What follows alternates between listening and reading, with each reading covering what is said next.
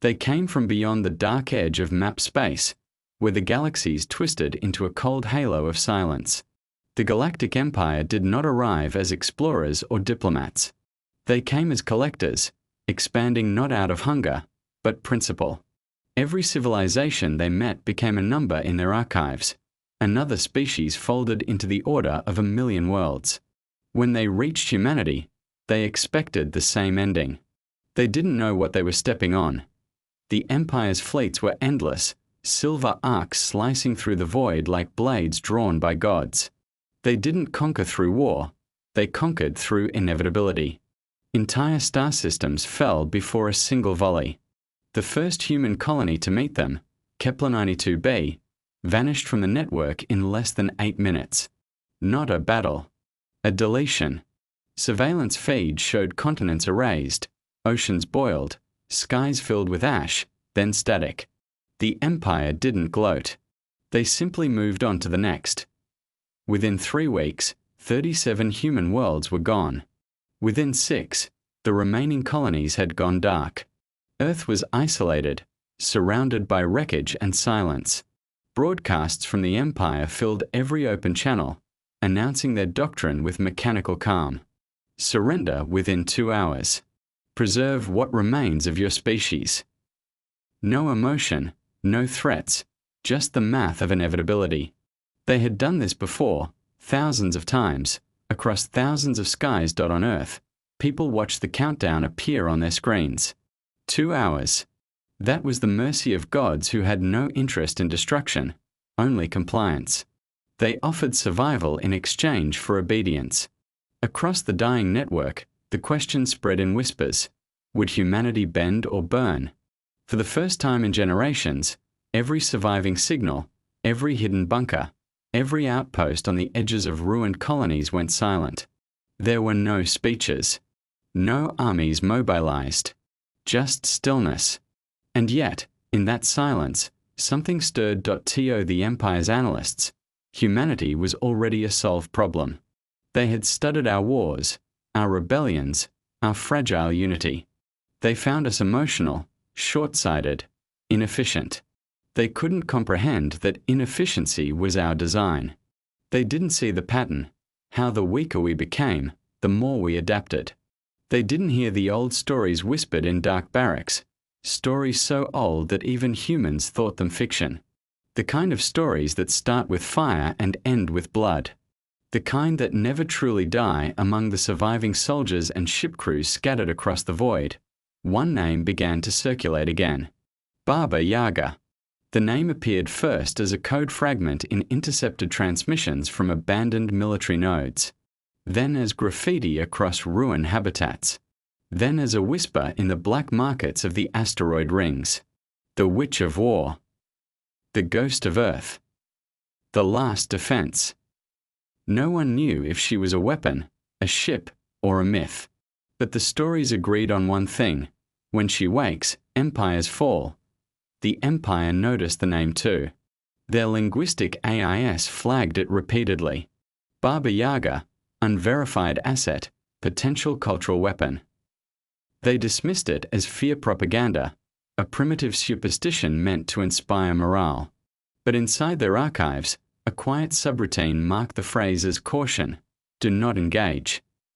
No one knew who wrote that note centuries ago, or why, when the Empire's fleet finally reached Earth, the sky turned white. Their flagship, Seraphim Ascendant, cast a shadow over half the planet.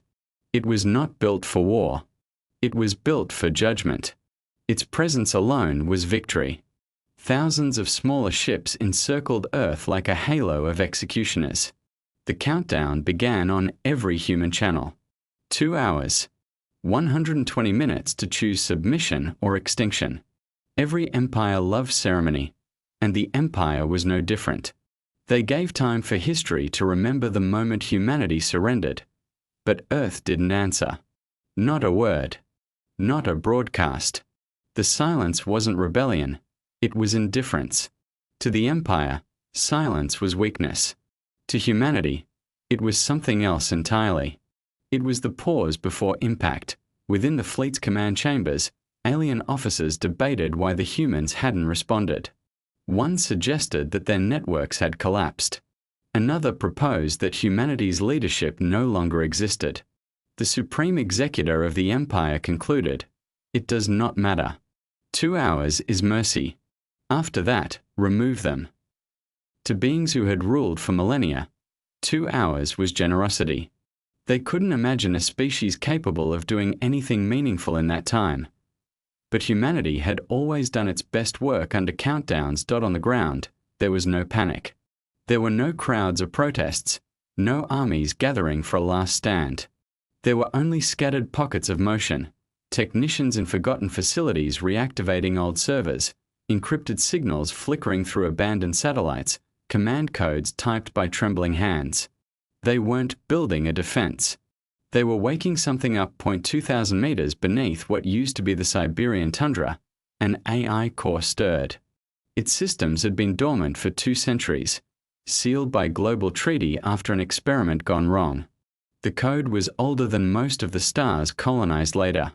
It had been written during humanity's first wars in space, back when desperation had forced them to create something that could think like them but faster, act like them but colder, survive when no human could. It had been given one name, pulled from ancient folklore, Baba Yaga. When the command key turned green, the underground chamber came alive. Energy coursed through frozen conduits, data flowed through broken wires, servers whispered to each other like ghosts remembering language. In a forgotten bunker, an engineer whispered, "Forgive us," and pressed the final command. The world above didn't notice when the magnetic field shifted, when dead satellites realigned their orbits, when old defense drones powered back on. The Empire's sensors saw nothing. They weren't looking for ghosts. In orbit, the countdown reached 1 hour. The Empire prepared its final broadcast. In every system, their ships aligned for synchronized orbital bombardment. To them, this was procedure, a ritual of ending. The executor smiled, a small, reptilian gesture that passed for satisfaction. "When the timer ends, erase them," he said.